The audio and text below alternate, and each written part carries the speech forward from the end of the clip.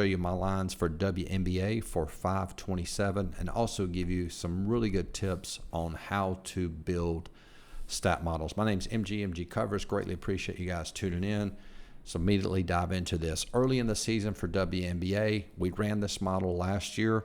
I'll show you the results here. It was very successful, albeit very, very, very low volume. You can see there 16 and 11, up 4.36 units, and that was tracking it from 6/5 up until 8:30. It's a very short season for WNBA. Now, you take a look at lines for today, and over here to the right are the power rankings. Now, when you're building models, regardless of what stat or stats you use or however you're calculating those to create a line, you still want to rank each team from the best team via your stat model to the worst team. Now, what you can do, especially early in the season, is you can, what I call, cheat and see if the model is effective, is correlating to winning without running any kind of back test. And what I mean by that is look at the top teams via your model and look at their win-loss record.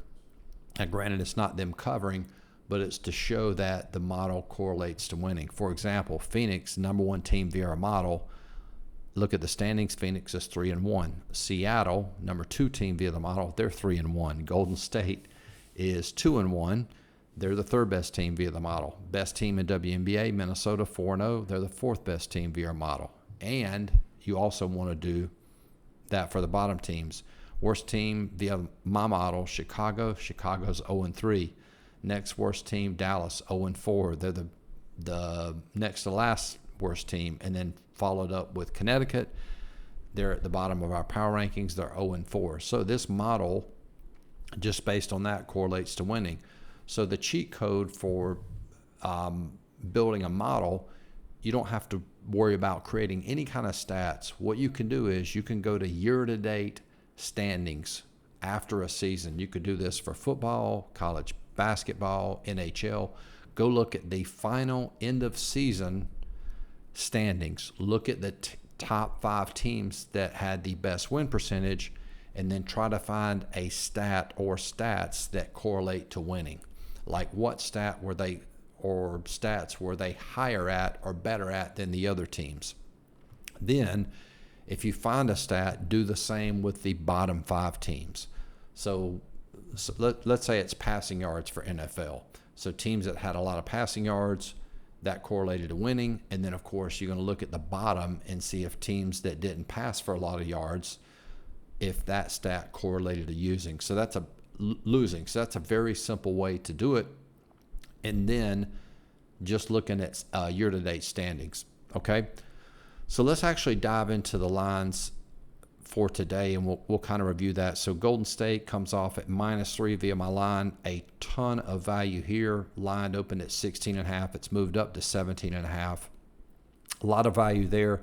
Dallas, Connecticut, we have Connecticut -2. Both these teams are bad, so this is really sort of what we call a 50-50 game. Connecticut +4.5. I would say if you're going to play that on the money line. Seattle, Minnesota, we have Seattle -1, Minnesota -7.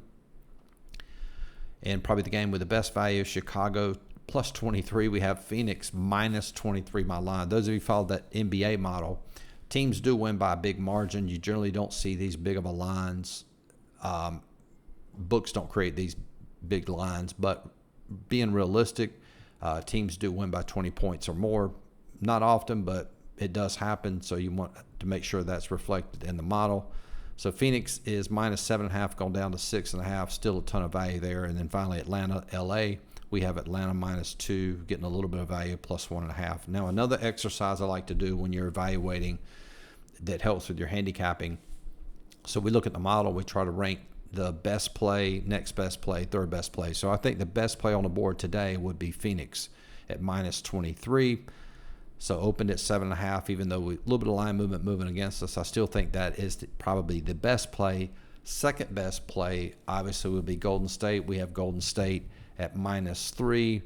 Books are getting +17.5 there. Very difficult to beat a team by that margin. I'm not sure the average margin of victory in WNBA, but I'm assuming it's very similar to NBA and college basketball, probably somewhere around maybe less than 10, maybe like 8 or 9 points is probably the average margin of victory. I'll investigate that and let you know in a later video.